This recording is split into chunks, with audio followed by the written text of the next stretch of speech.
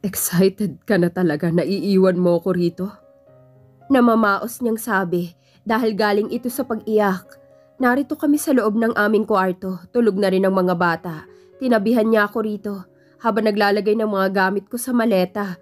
Nagulat pa nga ako dahil tinulungan niya pa ako. Anong ginagawa mo, Jeho?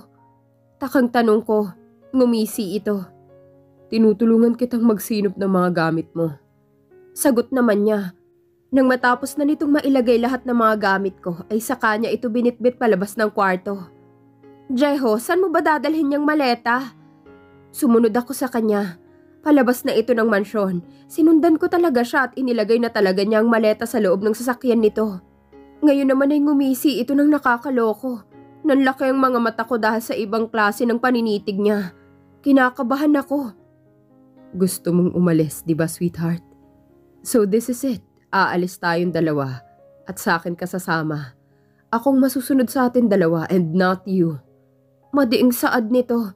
Humakbang siya palapit sa akin at ako naman ay napapaurong kasabay ng pag-iling ng aking ulo. Ngunit mas mabilis pa ito sa inaasahan ko. Agad na binuhat niya ako ng pang-bridal wedding na kinaigtad ko. Anong ginagawa mo, Jeho? Nababaliw ka na naman ba?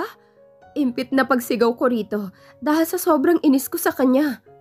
Saan mo ba ako dadalhin? Galit na ani ko nang maipasok na niya ako sa loob ng sasakyan nito. Agad na inilock nito ang pinto ng sasakyan. Mariing napasigaw ako rito sa loob ng kanyang sasakyan dahil sa sobrang inis ko sa kanya. Kahit sumigaw ka, walang makakarinig sa'yo rito. Saka nito pinaandar ang sasakyan. Nakanguso ako habang naka-cross arm pa rito sa kinauupuan ko. Mas lalo lang akong ginaganahan kapag ganyan ka, sweetheart. Tinapunan ko lang siya ng masamang tingin. Hindi na ako umimik dala ng pagkainis ko sa kanya. Ayoko nang makipagtalo pa sa kanya dahil alam ko sa sarili ko na ako lang din ang matatalo. Ito yung kinaiinisan ko sa sarili ko. Ang bilis lumambot itong puso ko. Kaya ito yung gustong-gusto ko kay Jeho. Hindi na rin ako kinibuan pa ni Jeho dahil sa pagkatahimik ko. Magmumukhang tanga lang kasi ito kapag salita siya ng salita. Lagi na lang ganitong takbo ng buhay namin ni Jeho. Simula nung kami nagkakilala. Lagi na lang niya ako nilalayo at hindi ko alam kung ilang beses na niya itong ginawa sa akin. Magsalita ka naman, sweetheart. Hindi ka ba masaya na akong kasama mo? Hindi pa din ako umiimik rito. Nakanguso pa rin ako rito at hindi ko siya tinitingnan.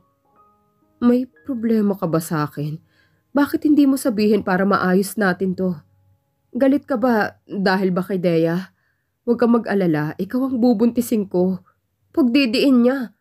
Anong pinagsasabi mo dyan? Tanong ko. Hindi na ako nakatiis na hindi magtanong. Nagulat na lamang ako nang hawakan niya ang aking kamay. Marahan niyang pinisil nito. Sweetheart, wala ka naman dapat na ipag-alala sa akin. Mahal na mahal kita, simula pa lang. I swear, nababaliw na talaga ako sa'yo kapag nakikita kitang ganyan tapos iiwanan mo na naman ako. Parang hindi mo naman ako mahal eh. Si Dea, wala na yon. Ikaw lang ang nag-iisa rito sa puso ko. Kahit sabihin mo pang ang corny ko, pero totoo lahat ng mga sinasabi ko. Trust me, okay? Hindi ba't buntis si Dea kaya hindi kanya maiwan-iwan? Sabay iling nito. Yun palang rason kaya kagalit sa akin. Hindi ba't sinabi ko naman sa'yo na ikaw lang ang bubuntisin ko? Na ikinatingin ko sa kanya. Napakindat pa si Jeho sa akin. Hindi akin yung pinagbubuntis niya. Alam ko yun. Dahil may proteksyon akong ginagamit that time.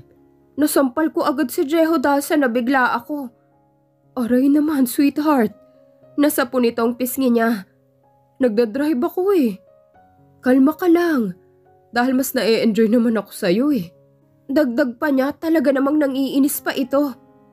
Animal ka talaga, Jeho. Nakakagigil ka na. Inis na sabi ko rito. Mamaya mo na ako pang gigilan, sweetheart. Malayo pang lalakbayin natin. Ani nito. Leche ka. Bumalik na nga lang tayo sa mansyon. Nagpapagod ka pa. Saan ba kasi tayo pupunta?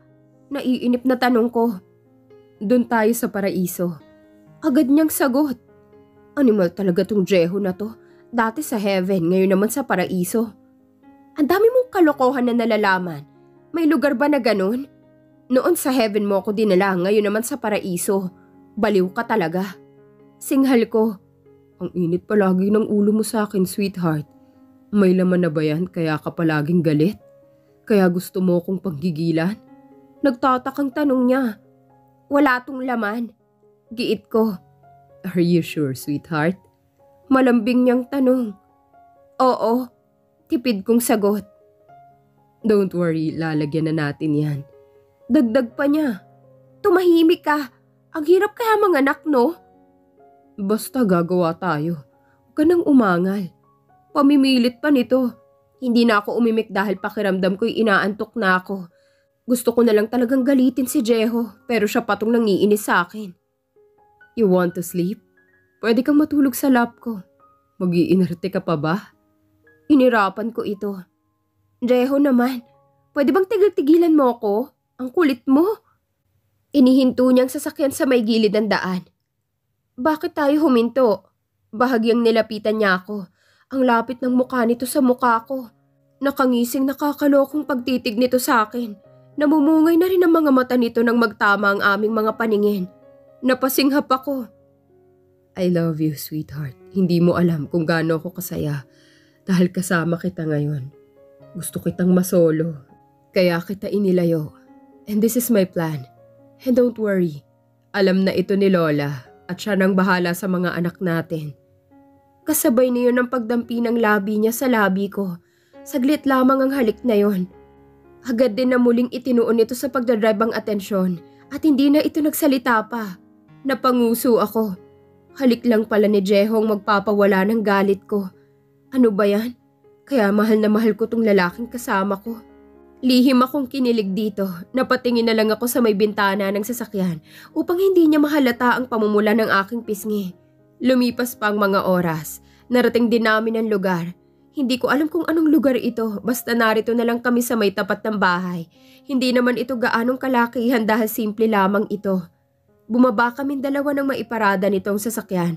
Ibinaba na din ni Jehong maletang hawak niya kanina. Kanino na namang bahay to? Akala ko ba sa paraiso tayo pupunta? Sweetheart, paraiso ang tawag sa baryong to. Nasa probinsya tayo. Dito muna tayo pansamantala titira. Sagot nito. Napaawang tuloy ang ibabang labi ko. Ngumisi ito. Iba yata ang iniisip mo, sweetheart. Hayaan mo, dadalhin kita sa tunay na paraiso para dumami pa ang anak natin. Yang ka na naman sa mga banat mo. Wala ka talagang kasawaan. Ikinatawa naman niyang sinabi ko. Sa'yo lang naman ako tinamaan. Tara na sa loob. At nang iinis pa ito. Pumasok na nga kaming dalawa rito sa loob ng bahay. Nagpahinga kami agad ni Jeho rito sa loob ng silid. Nakakapanibago, parang namiss ko tuloy ang mga bata. Matulog ka na, sweetheart. Alam kong kanina ka pa inaantok. Ani nito na magkatabi kaming natulog rito sa kama habang nakayakap ito sa akin. Humalik pa ito sa aking pisngi. Sa katuluyan din kaming natulog na dalawa. Kinabukasan akong naunang gumising. Nakaramdam kasi ako ng pagkalam ng sikmura. Tila ba nagutom ako agad at natatakam sa mga pagkaing naiisip ko. Halos mapanaginipan ko na ito. Bago ako lumabas ng kwarto ay agad na inasikaso ko ang aking sarili. Pagkatapos ay dumiretso na ako ng kusina. Nalungkot ako dahil walang mailuluto rito. Oo nga naman, kakarating lang namin dito kagabi. Gutom pa naman ako. Bumalik ulit ako ng kwarto. Mahimbing pa din ang tulog niya nang balikan ko rito. Binala ko na lang lumabas ng bahay para bumili ng makakain sa tindahan. Gutom na talaga ako at hindi mapigilan itong pagkalam ng sikmura ko. Nang makalabas ako ay agad na naghanap ako ng tindahan. Natuwa ako dahil may nakita akong kantin. Malapit lang rito sa tinitirahan namin ngayon. Agad na nag-order ako ng pagkain pang umagahan ko. Lahat ng klaseng ulam rito ay in-order ko. Nagtaka si Manang tindera. Ikaw lang ba ang kakain nito, Ineng? Oho, Manang, gutom na ho talaga ako. Sabay kamot niya ng ulo. Nang maka-order na ako'y agad na tinungo kong bakanting mesa ng pandalawahan. Sabay-sabay naman nilang inilapag ang mga pagkaing in-order ko. Inumpisahan ko na rin kumain. Nasa kalagitnaan pa lang ako ng pagsubo ko ay may nagtitilihan na mga babae rito. Hindi ko pinansin pa iyon dahil abala ako sa kinakain ko. Akin ka na lang, Pogi. Ani ng babae. No, akin siya. Akong unang nakakita sa kanya. Sambit naman ng isa. Sa tingin niyo papayag ako? Ani ng isa. Pagmamayari ko na siya. Sigaw nito na halos pag-agawan nila ito. Nainis ako rito dahil hindi ako makapokus sa kinakain ko. Agad na nilingon ko yung pinagkakaguluhan nila. Nang makita ko na lang si Jeho na narito siya. Bigla ko nakaramdam ng galit dahil sa tindi ng selos ko. Akalain ba naman halos kuyugin na siya ng mga babaeng haliparot. Agad ko siyang nilapitan at hinarangan ko ang mga babaeng nagpapapansin sa kanya. Hoy, isa ka pa? Umalis ka nga riyan. Kami ang nauna sa kanya. Bulyaw na ani ng babae at malapit ko na talaga siyang masapak. Anong sabi mo? Kayong nauna? Galit na ani ko habang inaawat ako ni Jeho. Sweetheart, halika na. Pag-aya ni Jeho. Tumigil ka nga. Hindi mo man lang sabihin sa kanila na may nagmamay-ari na sayo. At tuwang-tuwa ka pa. At kayo, akin lang ang asawa ko. At ako lang ang nagmamay-ari sa kanya. Sigaw ko sa kanila. Ngunit ang masakit ay hindi pa kami kasal. Padabog akong umalis ngunit mabilis niyang nahuli ang aking kamay. Sweetheart naman, huwag ka naman magtampo. Sabay yakap nito sa akin. Halos mabaliw na ako sa paghahanap sa'yo kanina. Ginising mo dapat ako kapag may balak kang lumabas. Natakot ako dahil hindi kita nakita pagkagising ko. About naman sa pagngiti ko kanina dun sa 3 babae. Nagtanong lang naman ako sa kanila kasi nga hinahanap kita. Ang hirap naman maging bastos sa ibang tao lalo na kung bago lang tayo rito. Paliwanag niya. Iwasan mo naman kasi minsan ang pagiging palangiti mo. Sa akin ka lang dapat ngumiti, hindi sa iba. Kailangan mo pa bang ngumiti sa kanila habang kinakausap mo sila? Ang dami mong palusot, Jeho.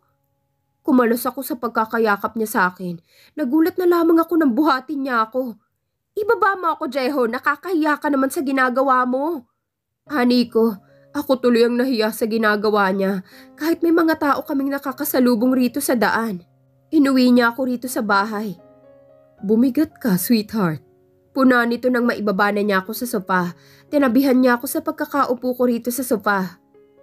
Siyempre, kumakain ako kanina habang nakikipaglandian ka. Natural na bumigat ang timbang ko. Sagot ko. Okay. Saka ito tumayo at sinagot ang tawag sa kanyang sipi. Tumayo ako para lapitan siya at pinapakinggan ang pag-uusap nilang dalawa ng kausap niya sa kabilang linya. Makikichismis lang at baka kasi si Dea ang kausap niya. Pero nainis na lamang ako nang marinig kong kanilang pinag-uusapan. Sumimangot ako nang matapos ang kanilang pag-uusap. Sweetheart, tawag nito. Aayusin kong gusot na ginawa ko. Hindi ko ina-expect na ipapatawag kaming dalawa ni Dea. Trust me, okay?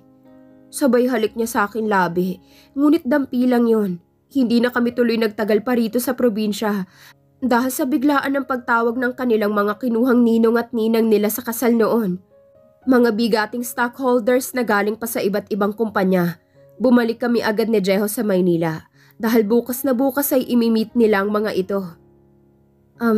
Jeho, hindi na ako sasama sa iyo bukas. Need ko din bisitahin si Itay. Kakamustahin ko lang siya, ikaw na lang ang pumunta. Ani ko. Kung hindi man niya ako papayagan na umuwi, sana lagdatin na lang ako bukas kesa sumama sa kanya. Kung naroon lang din si Dea, ano naman ang gagawin ko? Mangisay pa ako sa selos. Hinawakan agad niya ang aking hita, sa kanya ito pinisil. Sweetheart, please, sumama ka. Kailangan kita bukas. Hindi na ako sumagot dahil ayoko makipag-argumento sa kanya. Kalaunan ay narating na namin ang mansyon. Pagkababa namin ng sasakyan ay agad na sinalubong kami ng mga kambal. Daddy, laro po tayo ng basketball! Nakangiting ani ni Johan. Johan, pagod pa ang daddy mo sa biyahe. Kakarating lang namin. Pagpahingahin mo muna siya, okay? Sabay gulo ko ng buhok niya. Mama, swimming po tayo sa pool. Pag-aya naman ni Johara sa akin. Nagkatinginan kaming dalawa ni Jeho at nagkabit-balikat ito. Johan, anak, mag-swimming na lang tayo, okay? Makijoin na lang tayo sa kanila. Hindi naman makakapaglaro ang mama at Johara kung tayo lang dalawang maglalaro ng basketball, di ba? Saka mainit ang panahon ngayon. Much better na magbabad na lang tayo sa tubig. Suhestyon ng kanilang ama. Okay, Dad, sagot ni Johan. Natuwa naman si Johara at nagtatatalon pa. I win! I win! Tumatalong saad niya. Masaya si Johara na ikinakunot ng noo namin ni Jeho. Anong uwi ng sinasabi mo, anak? Nagtataka kong tanong sa kanya. Mama, may pustahan po kasi kami ni Johan. Kapag akong nanalo, baby girl lang magiging kapatid namin soon. Sagot niya na ikinalaki ng mga mata ko. Tipid na napatawa si Jeho. Gusto niyo ba ng isa pang kapatid, Johan, Johara? Yes, Dad. Pero si Johara ang nanalo sa pustahan, Dad. Okay lang po dahil may little brother naman po ako at si Johara gusto niya po ng little sister. Tara na po, Dad. Swimming na po tayo. Natutuwang ani ng mga ito. Tumakbo ang dalawa patungo sa kanilang mga kwarto para magbihis ng damit pangligo. Hinawakan naman agad ni Jeho ang aking kamay at sabay na pumasok sa loob ng mansyon. Nang nakabihis pangligo na kaming lahat, kanina ko pa minamastan si Jeho na panay ang titig niya sa kabuuan ng aking katawan. Sa bawat lingon ko sa kanya ay nakatitig siya sa akin. Natakot ako dahil sa pagbabago ng shape ng aking katawan. Naunang dalawang kambal na magtampisaw sa tubig. Sa pambata sila naliligo at kami namang dalawa ni Jehoy narito naman kami sa gilid ng pool habang pinapanood ang dalawa. Hindi ka pa ba maliligo, sweetheart? Tanong nito nang pasadahan niya ako ng mapang-akit niyang mga titig. Ayaw mo bang maligo? Hindi ako sumagot dahil ang mga mata nito ay nakaideya. Narito na naman siya. Ngumuso ako dahil nakita ko na naman siya rito na papalapit sa amin. Hi, Jeho! Hello, mga kids! Nakangiting bati niya sa kanila pero ako'y hindi niya ako pinansin. Kumaway naman ang mga bata sa kanya. Hello, Tita Dea! Bati ni Johara na ikinasimangot naman ni Johan sa kambal niya. Nagsalubong naman ang mga kilay ni Jeho. Tumayo siya at pinamewangan niya si Dea. What are you doing here, Dea? Nag-usap na tayo, right? Ani niya kay Dea pero bineso-beso pa nito si Jeho. Nagulat pa si Jeho at ako naman ay kinuyom ang dalawa kong kamao dahil sa galit ko kay Dea. Ang kapal talaga ng mukha niya magpunta pa rito. I just came here lang naman para ibigay sa'yo tong invitation card. They want to see us. Gusto mo bang magsialisa ng mga shares mo sa kumpanya mo?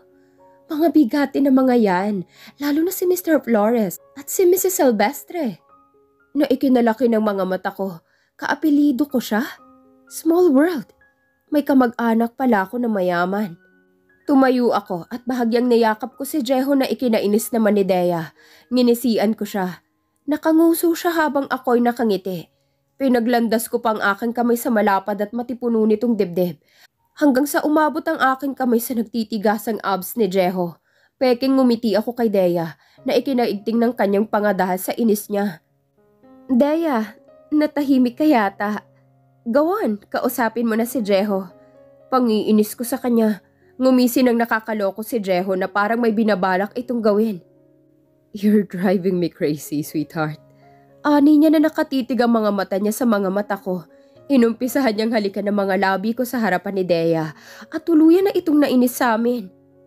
Jeho, kinakausap pa kita. Hindi niya ito pinansin dahil abala na ito sa akin. Ikaw, Kyril, humanda ka talaga. Naiinis niyang sabit sa kapadabog na umalis ito. Nagsisigawan naman ang kambal habang pumapalakpak pa. Naghiwalay ang aming mga labi dahil nagulat kami sa mga bata. Hindi na namin napansin na kasama pala namin sila rito. Nadala ako sa mga halik niya. Nakakapanginig pa ng mga tuhod. Nakakapanghina at nakakalimot. Nahiya ako nang ngumiti siya ng kailapad. Ang galing mo magpaalis. Ang galing mo manginis. You're really good, sweetheart. Thank you for saving me this time. Akala ko'y magagalit ka na naman sa akin at magsiselos dahil narito na naman siya. Pero ang ngiti kong yun ay napalitan ng galit at inis. Ang kapal kasi ng pagmumukha niya na pumarito pa. Tinulak ko siya sa kanyang dibdib. Jeho, kailan ka ba niya titigilan? Hindi ka na ba talaga niya titigilan or may matinding rason kaya bumabalik pa rin siya sa'yo? Alam niyang may mga anak na tayo. Bakit ganito? Ang lakas pa din ng loob niya na magpakita pa rito sa'yo. Wala ka na bang ibang alam na paraan para hindi na niya tayo guluhin pa? Kung gusto mong makasama kami ng mga anak mo, ayusin mo tong gusot na ginawa mo. Hani ko saka ako lumusog sa tubig. Nilapitan ko ang mga kambal. Ayoko lang kasi umiyak sa harapan niya. Nakamunti ka ng magsilaglagan ng mga luha ko sa mga mata. Mama, are you okay? Umiiyak ka po ba? Nag-aalalang tanong ng mga anak ko. Umiling ako at nagawa ko pang magsinungaling sa mga anak ko dahil lamang sa kanilang ama. Ayokong pati sila'y mag-isip ng hindi maganda sa kanilang ama. Ayos lang na akong masaktan. Hindi mga anak. Sige na, maglaro lang kayo rito ni Johara ha. Titingnan ko pang little brother nyo. Enjoy lang kayo rito at huwag mag-aaway. Bilin ko sa kanilang dalawa saka ako umahon sa tubig at iniwan ang mga kambal kasama ang daddy nila. Nilagpasan ko si Jeho at diretso lang ako sa paglalakad. Pero nagulat na lamang ako nang may isang kamay na humawak sa palapulsuhan ko. Napahinto ako. Bitawan mo ako, Jeho. Hani ko habang pinipigilan ang galit ko sa kanya. Hindi siya nagsalita dahil hila-hila na niya ang aking kamay. Nagpatangay ako sa kanya. Nang idala niya ako rito sa may gilid ng mansyon upang hindi kami makita ng mga kambal.